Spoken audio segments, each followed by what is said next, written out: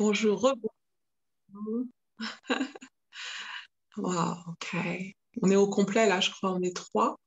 Ah, ou il y a une quatrième, je ne sais pas. Ah, Peut-être, je ne sais ouais, pas. peut-être pas. Dans le dernier groupe, on était trois aussi, donc Ah bon? ouais, ouais, petit son que. Ok. Ah oui, parce que c'est trois, parce qu'on est, c'est 5 minutes, c'est quoi, enfin 3 minutes 3 minutes. chacune. Ouais, c'est ça. Ouais. Bon, voilà. Ok. Ouais. Qui commence alors? À vous l'honneur, Corinne. Oh, bah, non, il ne fait pas. Bon, mais bonjour Muriel et Alexandra. Donc, Corinne Barrette. Bonjour Corinne. Bonjour. Est-ce que vous m'entendez bien d'abord? Oui. Ok. Je t'entends parfaitement. D'accord. Donc, moi, j'ai créé Boss Point Asso. C'est une structure qui propose du mécénat de compétences aux entreprises, qui gère et organise le mécénat pour le compte des entreprises. Donc, c'est quoi le mécénat de compétences? C'est permettre aux salariés d'offrir leurs compétences personnelles et ou professionnelles donc à des associations à but non lucratif sur le temps de travail des salariés sans impact de rémunération. Donc, ma particularité, c'est que je propose des missions où les salariés peuvent offrir leurs compétences professionnelles, mais aussi personnelles, pour que tout salarié puisse se reconnaître et ne soit pas bloqué par ses compétences professionnelles. Et je propose un mécénat de compétences, mais avec une régularité. Ce n'est pas un jour dans l'année. C'est environ un jour par mois ou deux demi-journées par mois et pendant un an. Et ça rentre bien dans le temps de travail d'un salarié. Et cette régularité va porter ses fruits autant aux salariés et à l'entreprise qu'à l'association aidée. Et j'assure un accompagnement humain tout au long de l'année. Une fois que les salariés sont en association, je ne les lâche pas. Et en fin d'année, au bout de 12 mois, je fais un bilan, autant pour le salarié, qu'est-ce que ce mécénat lui a apporté, est-ce qu'il veut continuer, quels soft skills développer. Un bilan aussi pour l'entreprise, quel impact du mécénat pour le salarié, pour son entreprise. Et aussi un bilan pour l'association, qu'est-ce que ce mécénat lui a apporté, qu'est-ce que ça a apporté au public qui est accueilli par l'association, dans l'association. Et puis, je développe aussi un mécénat de fin de carrière, c'est permettre aux salariés de faire leurs compétences en fin de carrière professionnelle, entre 6, 12, 24, 36 mois. Et à la fin de cette mission, le salarié va partir en retraite. Ça permet de valoriser les compétences des salariés jusqu'à la fin et de ne pas les faire partir comme certains font 4 ou 5 ans avant la retraite. Et on sait que le salarié senior aura du mal à trouver un autre boulot. Donc, ce mécénat de compétences, ça rentre dans la responsabilité sociétale des entreprises. Qu'est-ce que fait l'entreprise dans le cadre de sa responsabilité vis-à-vis de la société, de l'extérieur? Ça rentre aussi dans la qualité de vie au travail. Les salariés, voilà, ils vont s'échapper, je vais dire, entre guillemets, un jour par mois ou plusieurs mois. Et après, ils vont revenir, ils seront plus motivés pour ceux qui sont mensuellement. Ça rentre aussi dans le sens, redonner du sens dont on parle beaucoup avec cette crise sanitaire. Et donc, ce mécénat de compétences a de nombreux bienfaits. Et moi, je l'organise et je le gère pour les entreprises qui n'ont pas d'équipe ou le staff. C'est-à-dire que j'ai déjà des missions proposées par les associations. Je peux intervenir en réunion du personnel. Je rencontre les salariés intéressés. Je les aide si besoin à choisir les missions. Je les accompagne le premier jour dans l'entreprise pour les présenter. Et ensuite, tout au long de l'année, donc, je les suis avec un bilan.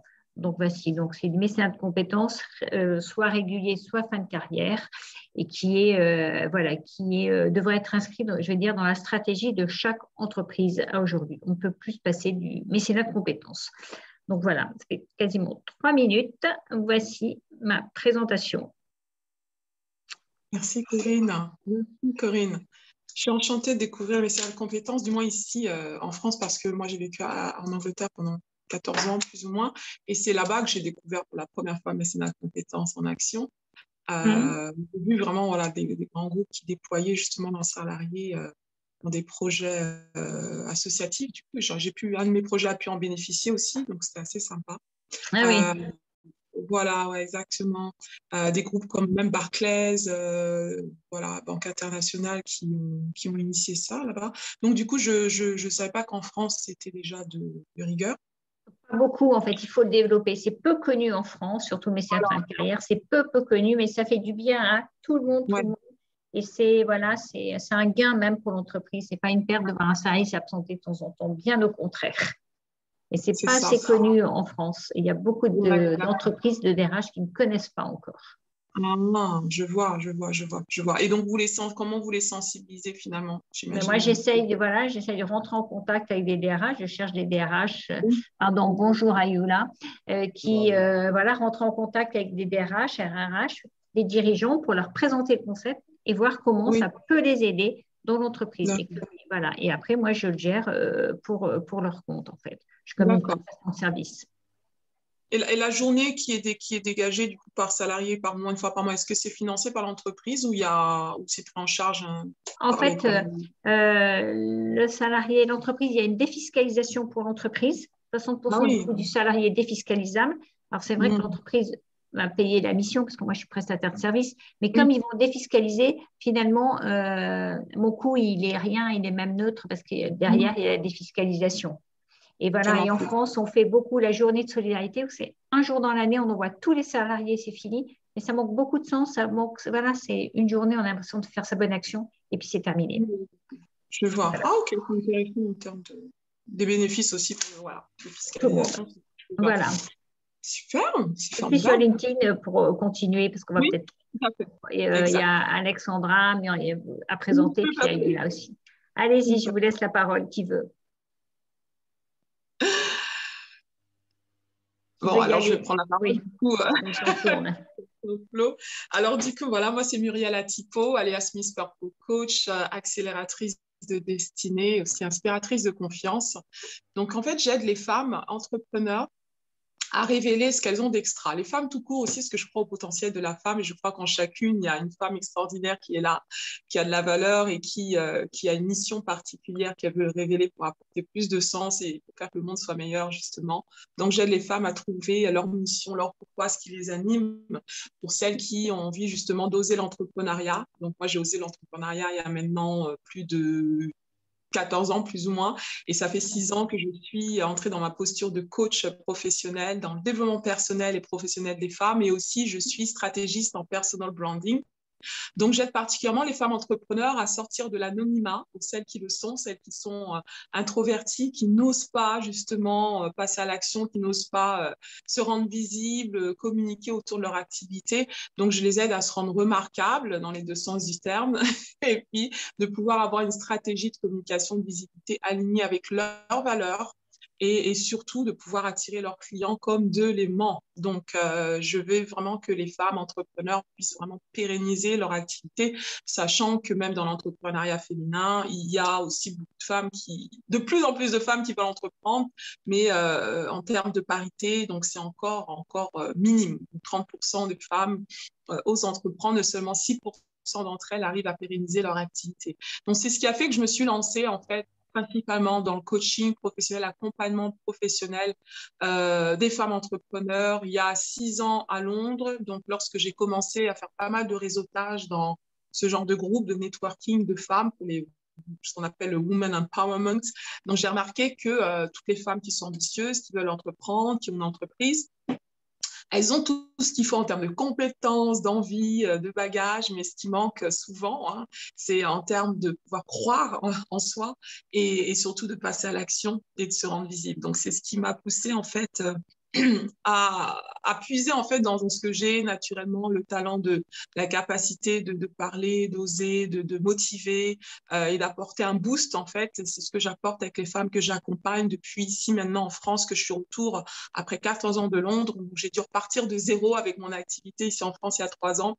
Donc, oser encore lancer mon coaching ici en France, donc retrouver mes marques, parce qu'il y a tout le changement d'état d'esprit aussi, voilà, la langue, parler en anglais, en français maintenant, du coup, je baigne entre la France et l'Angleterre, c'est vrai. Mais depuis lors, donc, j'ai développé des programmes d'accompagnement individualisés en stratégie, donc de personal branding, et aussi j'ai des formations en ligne dans le développement personnel des femmes qui les accompagnent pour vraiment booster en fait leur confiance en elles, et aussi de mettre en place des projets. Certaines, elles sont professionnelles, elles font face à des plafonds verts, et j'aide des femmes justement à briser ce plafond vert, à obtenir leur promotion pour celles qui le cherchent. Et j'ai des femmes qui, après 20 ans, n'avaient jamais osé justement demander ne serait-ce qu'une promotion, qui osent maintenant le faire.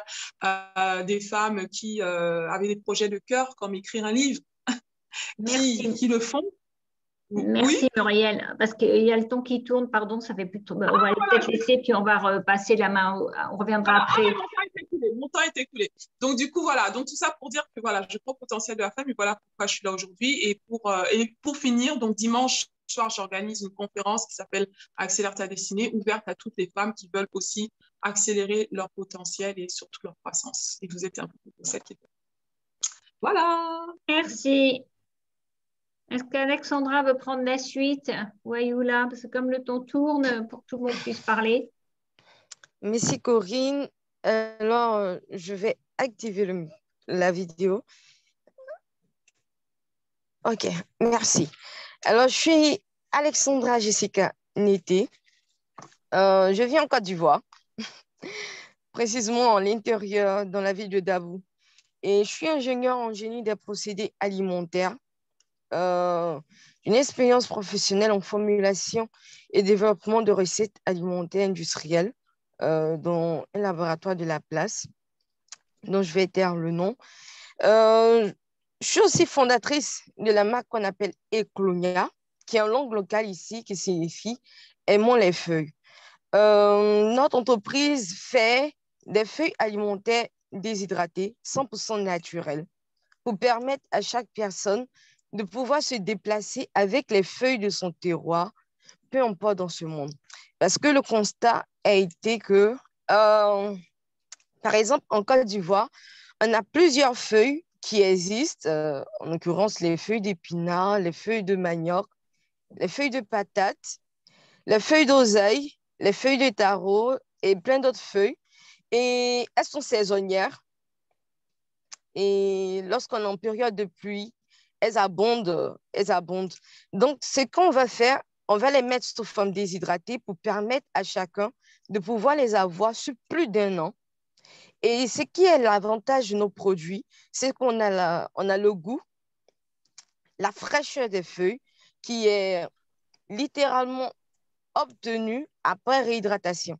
Donc, il n'y a pas l'aspect rêche qui est derrière. Et aussi les nutriments qui sont le mieux sauvegardés. Donc, je vais écouter parce qu'on nous reste. Je viens de voir une notification de 2 minutes. Je vais permettre à monsieur, je vais donner la place à monsieur Bizier de pouvoir se présenter avant qu'on ne nous coupe. Merci beaucoup. Merci Alexandra, c'est gentil, merci. Ok, je vais aller rapidement. Je suis Ayoula Bizier, je suis fondateur d'une marque de restauration rapide ivoirienne dénommée Zegen. Nous faisons la promotion de l'attiéké, mais aussi de la culture, de la cuisine ivoirienne et africaine.